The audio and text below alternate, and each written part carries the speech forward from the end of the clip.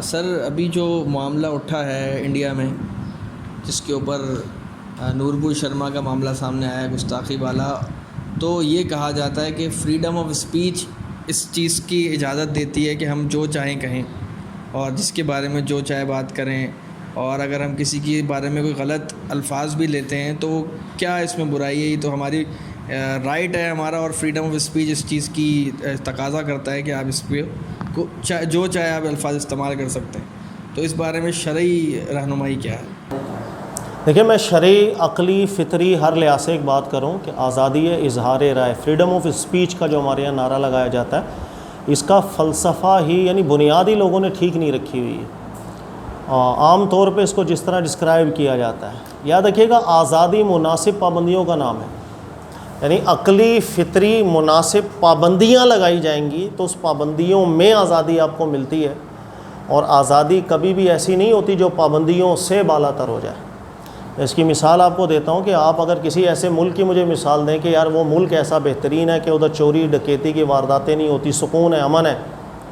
تو وہ امن اور سکون وہاں اس لیے، یعنی لوگوں کی مال آزاد اس لیے ہے کہ وہاں پر قوانین کی پابندی ہوگی،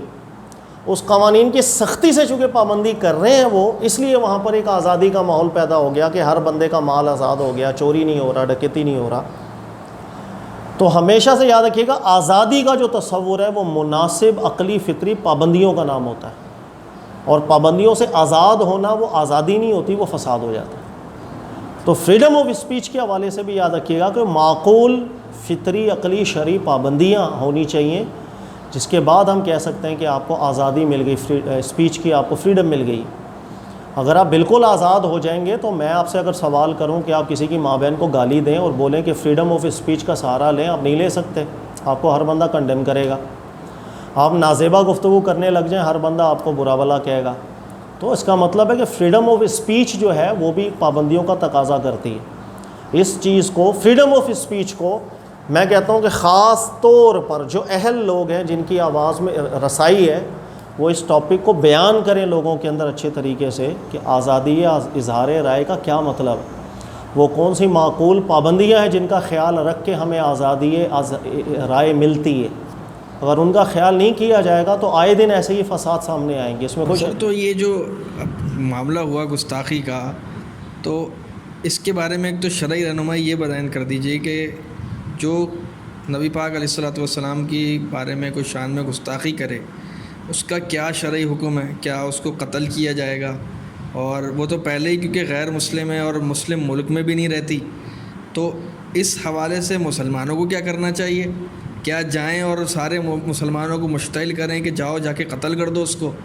یا پھر کوئی ریزولوشن پاس ہونی چاہیے، یا حکومت کو کچھ کرنا چاہیے؟ اس بارے میں لائے عمل کیا ہونا چاہیے، اور مسلمان اور غیر مسلم کی فرق سے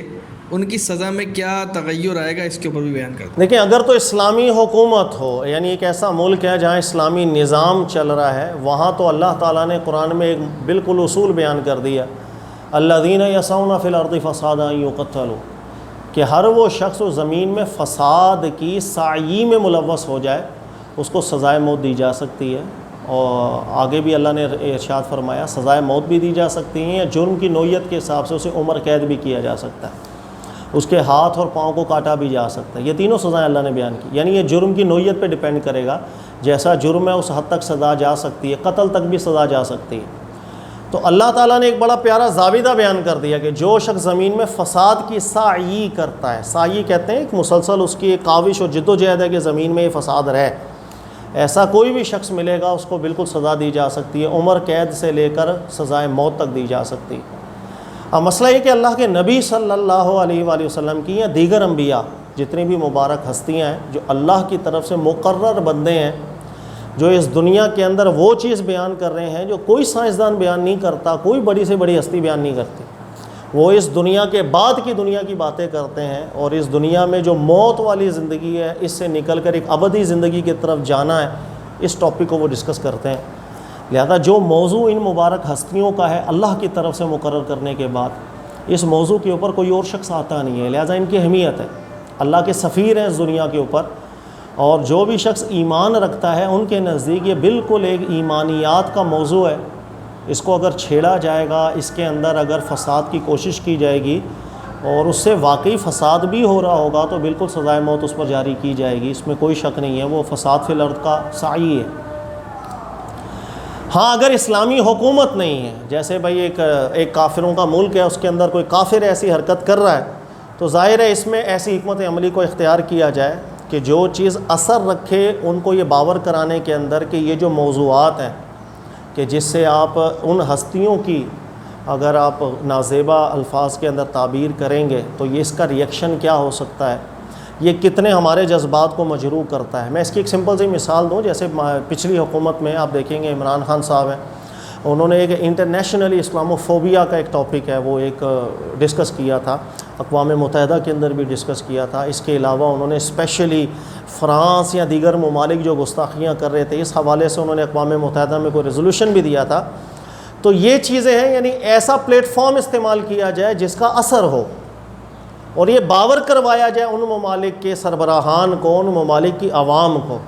کہ کچھ موضوعات ایسے ہیں کہ جو ایک اربوں اور کروڑوں جو مسلمان اس دنیا میں آباد ہیں ان کے جذبات کو کیسا مجروح کرتا ہے، کیونکہ کئی کفار ایسے ہوں گے ظاہر ہے کہ ان کو اس اہمیت کا اندازہ نہیں ہے کہ وہ اللہ کے جو پیغمبر گزرے ہیں ان کو شاید ایک انسان ہی سمجھتے ہوئے، ایک عام انسان، ان کو یہ باور کرانا چاہیے کہ یہ مبارک ہستیاں ہمارے ایمان کا حصہ ہیں اور ان سے متعلق اگر نازیبا گفتگو کی جائے گی تو وہ کتنے جذبات کو مجروح کرتے ہیں، اور پریکٹیکلی اور عملی لحاظ سے بھی ہر وہ قدم اٹھانا چاہیے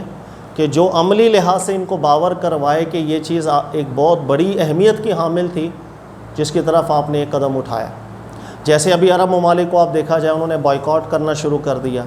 تو اگر متحدہ طور پر مسلمان ممالک کوئی بھی عملی اقدام اٹھاتے ہیں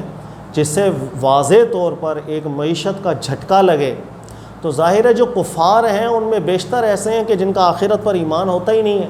ان کے لیے دنیا کی ترقی سب کچھ ہے، تو جس وقت دنیا کا ضرر ان کو نظر آئے گا تو ممکن ہے یہ چیز ان کو سمجھ میں آئے کہ نیکسٹ ٹائم بھی اگر ہم کوئی ایسا قدم اٹھاتے ہیں تو اس کے ایسے ریئیکشن آ سکتے ہیں دنیا کے سامنے سے۔ لہذا کوئی بھی قدم اٹھائیں اسی طرح کا اٹھائیں جو اثر رکھے،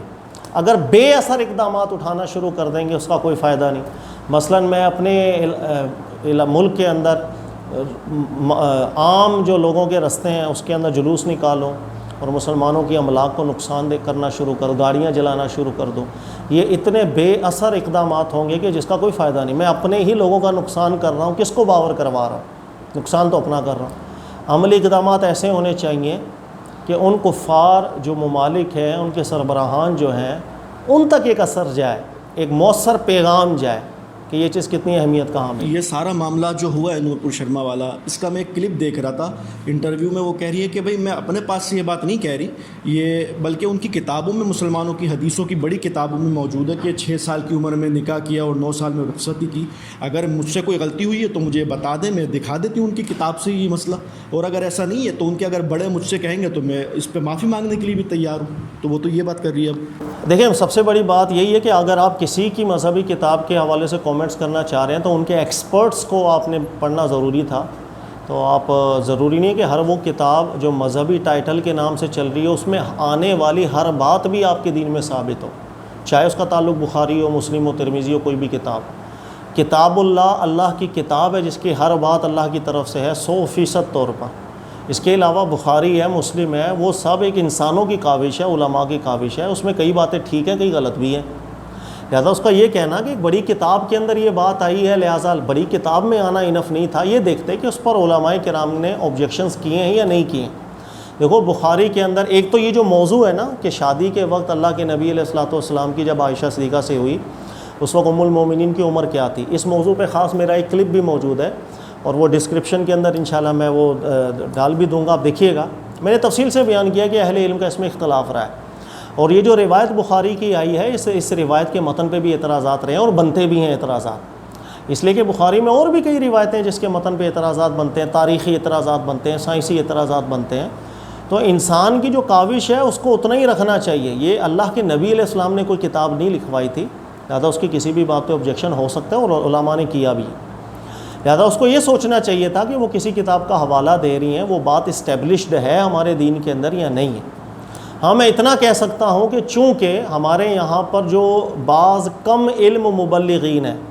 ان کا انداز تبلیغ بھی کبھی کبھی ایسی چیزیں کفار کو یا دشمنان اسلام کو مہیا کر دیتا ہے، ایسا مواد کہ وہ ایسے اعتراضات کر دیتے ہیں۔ بھائی یہی مسئلہ ہے، جیسے آپ کی عمر کتنی تھی، بھائی ایک روایت میں آ گیا 6 سال 9 سال، تو آپ کو معلوم ہے کہ اس کا تعلق نہ قرآن سے ہے نہ سنت سے۔ بھائی نہ اللہ نے بیان کیا آپ کی عمر کتنی تھی، نہ اللہ کے نبی علیہ السلام نے بیان کیا آپ کی عمر کتنی تھی، ایک تاریخی بات آئی ہے، وہ ٹھیک بھی ہو سکتی تھی غلط بھی ہو سکتی تھی، اس لیے کہ صحابہ کرام کے دور میں کوئی ایج کو دھیان میں رکھنا یا باقاعدہ سے یہ جو کیلنڈرنگ سسٹم ہے اس کا رواج ہی نہیں تھا، یہ تو بعد میں آیا۔ لہذا ہر صحابی سے متعلق آپ دیکھیں گے ان کی ایج میں اختلاف ہے، ان کی سن پیدائش میں اختلاف ہے، سن وفات میں اختلاف ہے، خود اللہ کے نبی علیہ السلام کی پیدائش کے مہینے میں اختلاف ہے، کتنی عمر میں اللہ کے نبی علیہ السلام کا انتقال ہوا اس میں اختلاف ہے۔ مثلا میں 63 سال ہے نا مشہور کہ اللہ کے نبی علیہ السلام کی مبارک عمر تھی، لیکن میں آپ کو بخاری کی حدیث سے ثابت کرتا ہوں، یہ بھی بخاری کی روایت ہے، آپ کی عمر مبارک 63 ہو ہی نہیں سکتی، 60 سال ہوگی۔ وہ کیسے؟ 40 سال کی عمر میں آپ کو اعلان نبوت آپ نے فرمایا، بخاری کی حدیث ہے 10 سال نبی علیہ السلام مکہ رہے، 10 سال مدینہ رہے، کتنی عمر مبارک ہوگی؟ 60 سال، یہ بھی بخاری کی روایت۔ لیکن بات ایک تاریخی تھی، اللہ کے نبی نے نہیں فرمایا تھا کہ ہم 10 سال مکہ رہے ہیں 10 سال مدینہ رہے ہیں، وہ ایک تاریخی بات تھی، ان سے غلطی ہو گئی۔ لہٰذا 13 سال اللہ کے نبی علیہ السلام مکہ رہے ہیں، یہی بات اسٹیبلشڈ ہے، اور 10 سال مدینہ رہے ہیں، اسی حساب سے 63 سال آپ کی عمر مبارک بنتی ہے۔ تو کہنے کا مقصد ہے کہ آپ کسی کے دین میں یا مذہب میں جب داخل ہوتے ہیں تو پھر انہی کے ایکسپرٹس کو دیکھ کر داخل ہونا چاہیے، از خود رائے بنا لینا بھائی فلاں کی کتاب میں لکھا ہے، وہ ٹھیک بات لکھی ہے غلط لکھی ہے، اس کو دیکھنے سے پہلے کہ وہ ٹھیک ہے غلط ہے، اس پہ آبجیکشن ہے یا نہیں ہے، میں کوئی یہ قول اختیار کر لوں تو یہ میرا قصور ہے،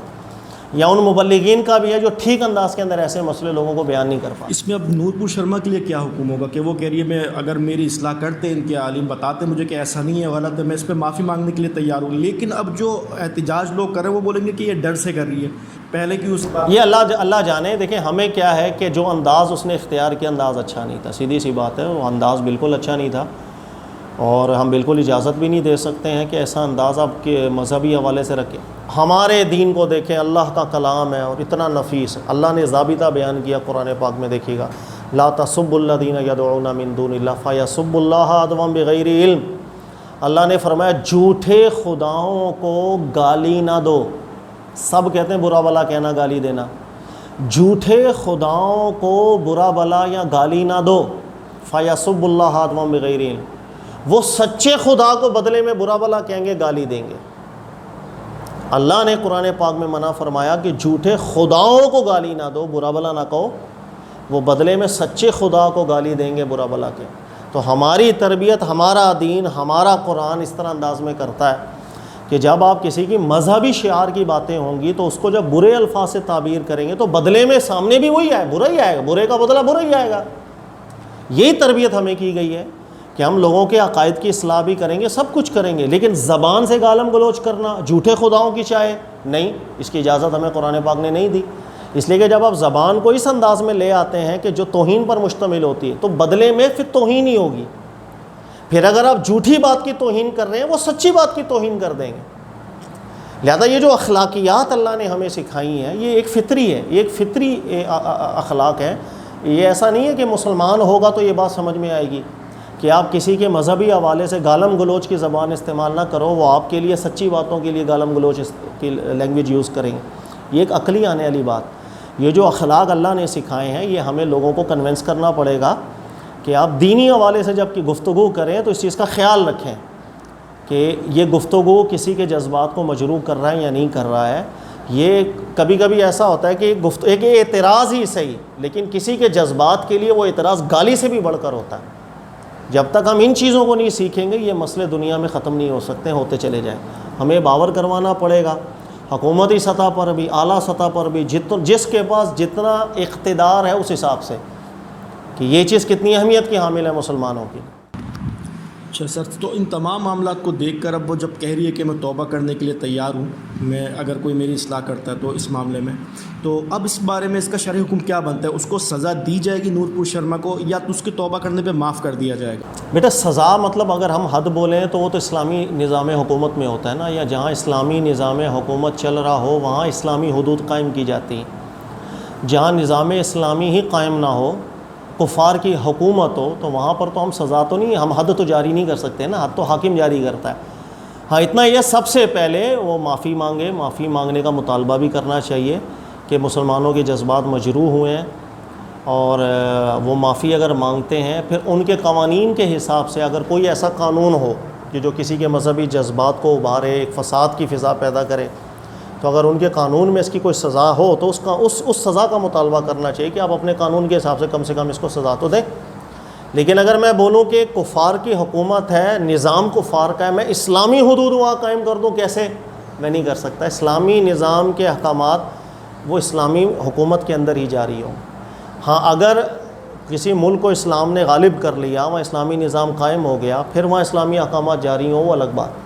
جب تک کفار قابض ہیں، احکامات ان کے چل رہے ہیں، اسلامی احکامات تو وہاں نہیں چل سکتے نا، لہٰذا کوئی حد کا مطالبہ ہم نہیں کر سکتے،